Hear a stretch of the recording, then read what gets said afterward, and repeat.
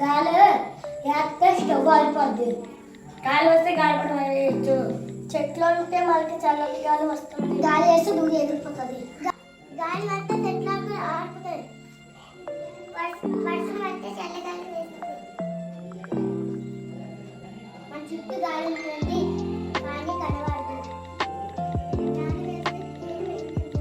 మనం చెట్లు నరికేస్తున్నాం. చెట్లు ఉంటే చల్లని గాలి వస్తుంది. గాలిని పొల్యూట్ చేయకూడదు.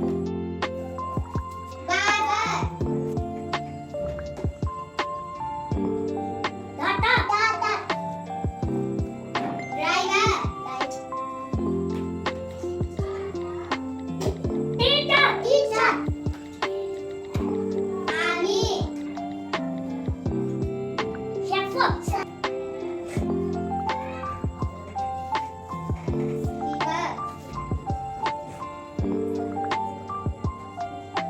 పోలీస్